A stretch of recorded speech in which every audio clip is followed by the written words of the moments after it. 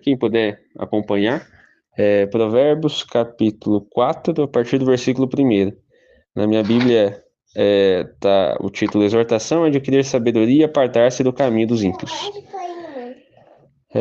A partir do versículo 1, eu vou fazer a leitura para nós e vamos ver como o Senhor nos direciona. Ouve, filhos, a correção do Pai, e estai atentos para conhecerdes a prudência, pois dou-vos boa doutrina, não deixeis a minha lei. Porque eu era filho do meu pai, tenro e único em estima diante da minha mãe. Ele ensinava-me e dizia-me: retém as minhas palavras o teu coração, guarda os meus mandamentos e vive. Adquire a sabedoria, adquire a inteligência, e não te esqueças nem te apartes das palavras da minha boca. Não a desampares, e ela te guardará. Ama, e ela te conservará. A sabedoria é a coisa principal. Adquire, pois, a sabedoria. Sim, com tudo que você possui, adquire o conhecimento. Exalta, e ela te exaltará. Abraçando-a tu, ela te honrará. Dará à tua cabeça um diadema de graça, e uma coroa de glória te entregará. Ouve, filho meu, e aceita as minhas palavras, e se te multiplicarão os anos de vida. No caminho no caminho da sabedoria te ensinei, e pelas carreiras direitas te fiz andar. Por elas andando, não te embaraçarão os teus passos, e se correres, não tropeçarás. Pega-te a correção e não a largues. Guarda, porque ela é a tua vida. Não entres na vereda dos ímpios, nem andes pelo caminho dos maus. Evita-o, não passes por ele, desvia-te dele e passa de largo. Pois não dormem se não fizerem mal, e foge deles o sono se não fizerem tropeçar alguém, porque comem o pão da impiedade e bebem o vinho das violências. Mas a vereda dos justos é como a luz da aurora que vai brilhando mais e mais até ser dia perfeito. O caminho dos ímpios é como a escuridão, nem conhecem aquilo que tropeçam. Filho meu, atenta às minhas palavras e às minhas razões inclina o teu ouvido. Não as deixes apartar dos teus olhos, guarda no meio do teu coração, porque são vida para os que acham e saúde para o corpo. Sobre tudo o que deve guardar, guarda o teu coração, porque dele procedem as saídas da vida. Desvia de ti a tortuosidade de boca, e alonga de ti a perversidade dos lábios. Os teus olhos olhem direitos, e as tuas pálpebras olhem diretamente diante de ti. Pondera a vereda dos teus pés, e todos os teus caminhos sejam bem ordenados. Não declines nem para a direita, nem para a esquerda, retira o teu pé do mal. Amém? Amém. É uma leitura um pouco mais extensa, Amém. mas são diversas passagens aqui que falam ao nosso coração só na leitura, né? Não precisa nem da explanação, na própria leitura já são conselhos extremamente práticos. Mas se a gente observar um pouco mais a fundo esse texto, a gente percebe um pouco do que a gente também, quando lê o livro de Samuel, o livro de Reis, quando a gente observa também Crônicas, que a gente percebe a maneira que Salomão se comportava, a gente vai entender um pouco mais daquilo que quando o Senhor aparece em sonho para Salomão e pergunta o que ele deseja e ele responde sabedoria, a gente percebe um pouco mais quem que instruiu Salomão. A gente percebe aqui no Provérbios 4 que o próprio Salomão está escrevendo algo que Davi o orientou, o pai dele. Salomão, filho de Davi, estava aqui sendo instruído por Davi a caminhar de uma forma a buscar sabedoria. Ainda quando ele era tenro, ainda quando ele era jovem, aqui ele fala no versículo 3: eu era filho de meu pai, tenro e único em estima diante da minha mãe. E daí ele começa a falar, e ele ensinava a medicina dessa maneira. E a gente percebe como Davi, para Salomão, instrui ele a buscar sabedoria, orienta ele a como ele deve caminhar diante da presença de Deus. E lá, quando o Senhor oferece para ele um pedido, ele não pede riqueza, ele não pede mulheres, ele não pede paz em relação a guerras, ele pede sabedoria, ele segue a orientação do pai dele. E por muito tempo, essa orientação, o Senhor se agradou do pedido dele, a gente percebe como Salomão foi até Cristo vir o homem mais sábio da face da terra, enriqueceu tremendamente, teve paz durante o seu reinado, acabou tropeçando porque acabou amando as mulheres estranhas e infelizmente caindo em idolatria.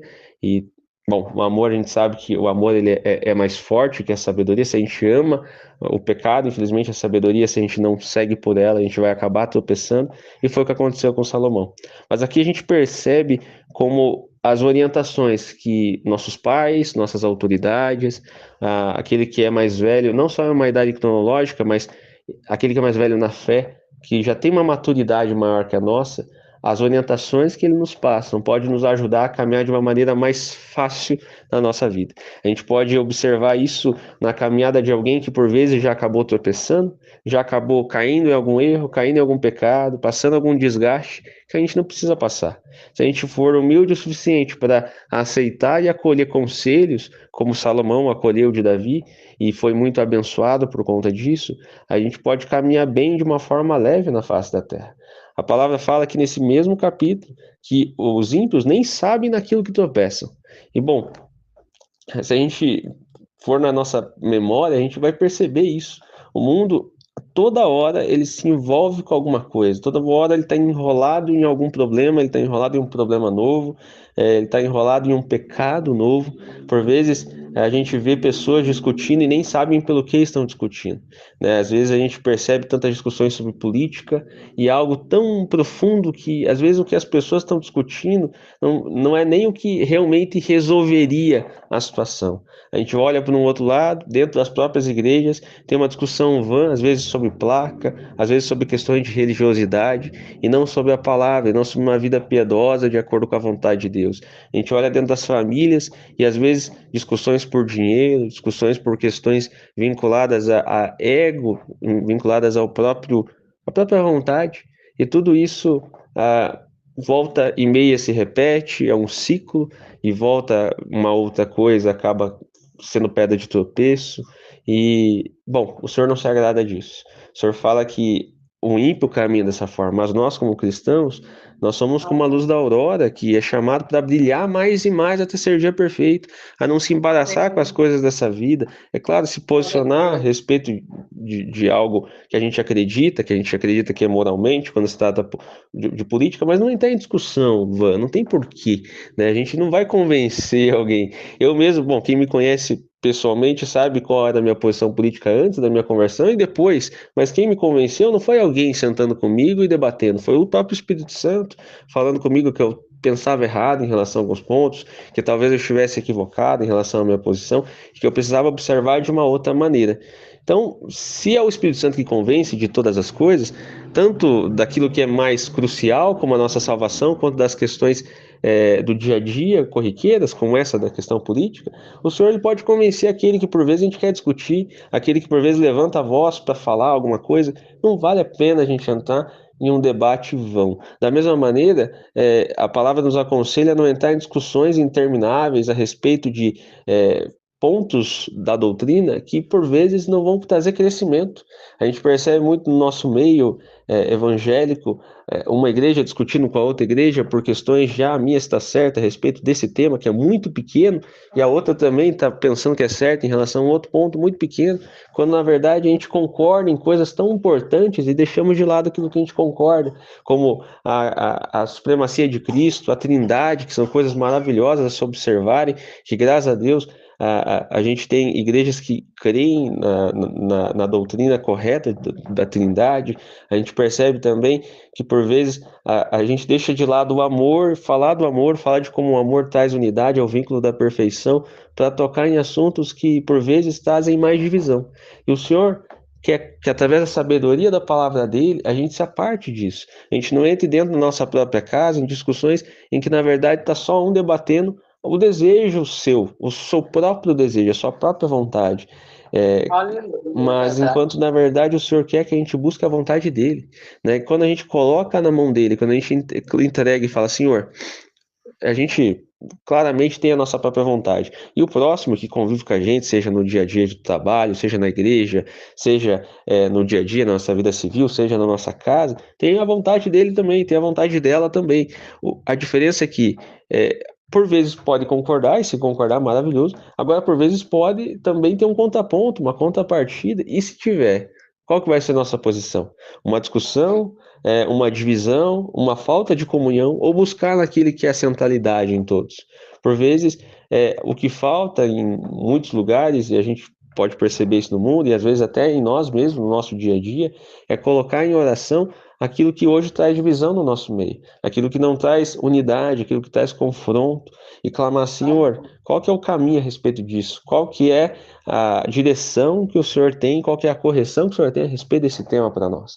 E seguindo a orientação do Senhor, através da sua revelação, através da sua palavra, através de um conselho de alguém mais velho, isso vai nos ajudar. A palavra fala que as mulheres, em Tito 2, as mulheres que já são mais experientes devem ensinar as mais novas a como se comportar a respeito do dia a dia com o marido, a respeito do seu posicionamento como mulher, do seu posicionamento como mãe, porque essas mulheres mais velhas têm experiência nessas áreas e podem ensinar as mais novas. E as mais novas devem observar isso com uma certa humildade. Também fala como os mais velhos, através de uma posição grave, prudente, sã e sadia na fé, os homens mais experientes na fé, eles vão ser exemplo para os mais novos, que por vezes precisam de moderação. Tito 2 explica muito detalhadamente isso. São conselhos de Paulo para Tito, e de Paulo, um dos maiores apóstolos que a igreja já teve na vida, um dos maiores apóstolos que serviram, né, os maiores missionários, né, quer dizer, que a igreja já teve, e ele teve muitas experiências, e se a gente abraçar esses conselhos dele, a gente vai bem também. Tudo isso guiado pelo Espírito Santo. A palavra fala como o justo, quando ele observa a sabedoria, ele é como a luz da aurora que vai crescendo mais, que vai brilhando mais e mais até ser dia perfeito. E bom, não sei se vocês já ficaram ansiosos para ver um dia amanhecer. Eu já tive várias noites que eu acabei passando acordado por insônia, por algum problema, por alguma coisa, e estava torcendo para o dia amanhecer e parecia que o dia não vinha, parecia que a noite ficava escura cada vez mais. É até uma angústia, porque eu queria que o dia amanhecesse, para o dia virar, para as coisas voltarem a acontecer, às vezes para fazer alguma coisa, e não amanhecia. E daí quando começava a amanhecer, parecia que ia bem devagarinho até o dia brilhar e a gente pegar aquele sol, já perceber que o sol já está batendo na janela, as coisas já estão diferentes, né, do que à noite. E a nossa vida não é diferente, a nossa vida às vezes a gente está ali aguardando, está no meio de um momento de escuridão, está no meio de um momento de adversidade, a gente não percebe, mas a terra está girando, o Senhor está trabalhando no nosso meio, assim como de noite, quanto mais noite fica, quer dizer que mais perto também está do dia amanhecer, quando mais escura a noite está se manifestando, quer dizer que mais perto o dia e o sol vai raiar no amanhecer. Na nossa vida também, por vezes a noite está escura, densa, está difícil, mas quer dizer que a terra está girando também, que o Senhor está trabalhando no nosso meio, e logo aquela escuridão vai se transformar em uma escuridão ainda mais amena, mais leve, menos densa, daqui a pouco uma leve claridade até ela amanhecer. E daí, quando amanhecer, a gente vai se sentir alegre, vai se sentir liberto, e o Senhor trabalhando na nossa vida, aquilo vai ser mais um testemunho, né? Menos uma prova e mais um testemunho. O Senhor também ele fala em 1 Salmos que o justo, ele será como a árvore plantada junto a ribeiro de águas, que dá o seu fruto, cujas folhas não caem, mas ele dá o seu fruto na estação própria. Ou seja, ele não dá seu fruto o ano inteiro. Assim como todas as árvores, a maioria delas, ele tem um tempo específico para dar fruto, mas ele permanece plantado durante todo o ano. E durante todo o processo dela, às vezes ela é uma árvore pequena, ela não vai dar aquele fruto maravilhoso no início, ela tem que ganhar robustez, ela tem que criar e formar raízes, ela tem que crescer em estatura e crescer em também força, né? A seiva tem que alimentá-la. E daí sim, daí no tempo certo, ainda com toda a estrutura necessária, na estação certa que ela vai dar fruto. E na nossa vida também não é diferente. A gente tem que continuar plantado junto a ribeiro de águas, plantado junto à palavra de Deus, crescendo no entendimento de Cristo. A gente vai perceber algumas flores se manifestando, a gente vai perceber que a gente está se fortalecendo, aí a gente vai perceber que a estrutura está sendo formada no nosso coração e tem que sempre ser reforçada. E no tempo certo, na estação própria, a gente vai dar fruto. A questão é que a árvore ela não se esforça para dar fruto. A gente não vê uma árvore gemendo para dar fruto. A gente percebe que ela dá fruto naturalmente. Ela só precisa estar plantada junto a ribeiro de água. Ela só precisa estar plantada num lugar em que a terra seja boa. E na nossa vida também. A gente não precisa se esforçar, empurrar a porta que Deus tem para abrir para nós. Não, a gente precisa, claro, esforço, né? Esforço, mas dentro daquilo que o Senhor direcionou para nós. Não daquele. A palavra fala sobre o Senhor ter uma porta aberta para nós, e se ele abre a porta, a gente não precisa empurrar. Agora, é claro, se ele abriu a porta, a gente tem que caminhar por ela, né? O esforço naquilo que Deus nos orienta a fazer. Às vezes a orientação de Deus é tomar uma atitude, é fazer alguma coisa, é visitar alguém, é orar por alguém, é pregar alguma coisa. fazer alguma coisa vinculada àquela prova que a gente está passando, mas às vezes a direção de Deus é esperar. Então a gente tem que, com intensidade, esperar. Ainda que a gente queira fazer algo, se a direção é esperar, esse é o caminho. Ainda não é a estação própria. No tempo da estação própria, as coisas vão acontecer. Enquanto isso, o correto é esperar. Às vezes a gente tenta antecipar algo, mas Abraão, por exemplo, tentou antecipar algo também. Ele, de uma cultura da época, tentou, junto com Sara, adiantar a promessa de Deus através de um filho com a sua serva, que era Agar. Só que isso trouxe um prejuízo enorme para ele. Trouxe um prejuízo enorme para Agar e trouxe um prejuízo enorme para Sara, e principalmente para o filho deles, Ismael. Então a gente percebe que se Deus tem uma promessa na nossa vida, a gente não adianta adiantar nada. Não tem por que fazer isso. Só vai trazer prejuízo e, por vezes, não só para nós, ainda para as pessoas ao nosso redor. No final do capítulo 4, ele nos orienta de uma maneira muito clara. Ele fala de uma forma assim que a gente consegue entender. É só lendo. Ele fala sobre tudo que deve guardar, guarda o teu coração, porque dele procede as saídas da vida. Isso Jesus fala também lá nos evangelhos.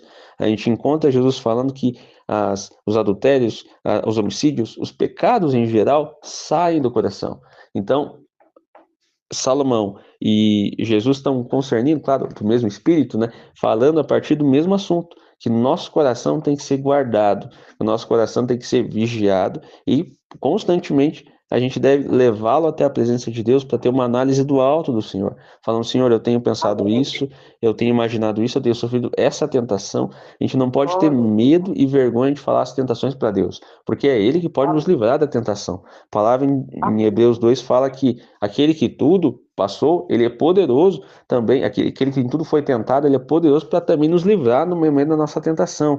Então, é para ele mesmo que a gente tem que contar, né? Às vezes a gente conta para alguém que nem crente é, ou até mesmo tá caindo no mesmo pecado que a gente. Poxa, é legal, tá confessando uma dificuldade, mas o principal é confessar para Jesus, é confessar para Deus, é aquilo que ele pode, porque ele já passou, ele já venceu, ele também pode nos auxiliar a vencer. Aí no 24 ele fala: desvia de ti a tortuosidade de boca e alonga de ti a perversidade dos lábios. Isso para nós cristãos, é um chamado constante. Se apartar da maledicência, da calúnia, se apartar da fofoca, se apartar até mesmo de ficar maldizendo as coisas durante o dia. Isso traz um peso espiritual e uma carga muito espiritual muito pesada. Isso afasta a gente do Espírito Santo e nos aproxima do adversário. Às vezes o adversário usa da nossa boca para falar alguma coisa que vai ferir alguém. E a gente não percebe por quê. Porque a nossa língua está contaminada pelo inferno e a gente não vigiou, não guardou nossos lábios e infelizmente acabou, em vez de ser boca de Deus, sendo uma boca do adversário por não ter vigiado com a nossa boca. Então que o Senhor nos livre disso e ponha guarda em nossos lábios, mas também nos ajude a vigiar a respeito disso, para que a gente não venha cair em tentação e acabar ferindo o nosso irmão, né? Os últimos 3 versículos, eles são autoexplicativos até mesmo. Ele fala o seguinte: os teus olhos olhem direitos, e as tuas pálpebras olhem diretamente diante de ti. Pondera a vereda dos teus pés, e todos os teus caminhos sejam bem ordenados. Não declines nem para a direita, nem para a esquerda, retira o teu pé do mal. Esses conselhos de Davi para Salomão, né, que Salomão deixou escrito para nós, através dessa escrita maravilhosa que o Espírito Santo direcionou para a gente, é que a gente tem que estar focado naquilo que Deus tem na nossa vida, né? Inclusive, essa semana a gente falou sobre Neemias. Neemias estava construindo uma grande obra, ele estava reconstruindo os muros, e por vezes os adversários convidavam ele, mas para armar ciladas. Convidaram ele 2, 3, 4 vezes para descer até eles, mas para armar uma emboscada. Pagaram alguém para ir lá e mentir para ele que alguém estava vindo pegar, que ele deveria se esconder no templo para que ele pecasse contra Deus. E ele falou: eu tenho uma grande obra, eu não vou pecar contra o meu Deus. Como um homem como eu entraria no templo e ficaria vivo, né? E ele fala, inclusive, para os seus inimigos que estou em uma grande obra. Como poderia parar agora e descer até vocês? Ou seja, ele deixa claro: eu tenho uma missão diante de Deus, eu tenho uma responsabilidade, eu estou focado nela, e independente do que o adversário ou as outras necessidades me exigirem, eu vou continuar caminhando em direção a ela. Então, ainda que o Senhor nos direcione para um lugar e a gente olhe para o lado e a gente está passando prova, a gente está passando tentação, o adversário está propondo coisas na nossa vida, ou a gente está até passando alguma situação que está nos apertando emocionalmente, e a gente pensa, não, preciso fazer alguma coisa em relação a isso, mas Deus diz para nós esperarmos. A vontade de Deus é que a gente continue esperando, senão a gente pode tirar os nossos pés num caminho que Deus tem para nós, e lá na frente a libertação que a gente tanto deseja está nos aguardando, mas a gente desvia do caminho e acaba pegando um contorno e voltando lá atrás. Tem que andar tudo novamente, tem que fazer todo o processo novamente. Imagina que prejuízo. Então a vontade de Deus é que a gente permaneça focado naquilo que Ele nos direcionou. Se Ele falou para a gente ir para a direita, a gente tem que ir para a direita. Se Ele falou que é para a gente ir para a esquerda, a gente tem que ir para a esquerda. Ainda que todas as placas falem, volte para a direita, volte para a direita. Se Deus disse, a gente tem que continuar. É a direção de Deus. E o caminho de Deus, o Senhor nunca falou que ia ser fácil, né? Na verdade, ele falou que a gente teria aflição, inclusive, né? Quando a gente escolheu, quando a gente foi salvo, quando o Senhor chamou a gente aceitou a Cristo, caminhou com Ele e agora faz parte dessa videira santa, a gente tinha que, né, observar o custo, né? E um deles é que a gente passaria aflição, é que a gente teria perseguição, que a gente teria tentação, provas viriam até nós, mas o Senhor deu uma promessa que não era para a gente se turbar o nosso coração, porque era para a gente crer em Deus e crer também nele. E ele lembrou de promessas, ele falou que na casa do pai dele, do nosso pai, tem muitas moradas. E ele foi para lá para preparar lugar para nós. E se a gente permanecer firme, fiel à palavra dele, nós vamos morar com ele no céu. Então, esse é o foco. E tudo que nos tira desse foco tem que ser tirado da nossa vida. Tudo que nos atrapalha a caminhar em direção a ele tem que ser retirado, porque se teu braço, tua mão, teu pé te faz pecar, a gente tem que arrancar ele fora, né? A gente sabe que não é literal, mas por vezes arrancar aquilo que está nos fazendo pecar, nos fazendo desviar da verdade de Deus, e nos fazendo se afastar do propósito, se inclinar para a direita e para a esquerda, quando a direção a gente seguir reto em direção a ele. Então que o Senhor nos ajude, né, que esses conselhos sejam lembrados em nosso coração, quando vier alguma proposta, alguma tentação, a gente possa observar esse conselho que o Senhor nos trouxe nessa noite. Amém?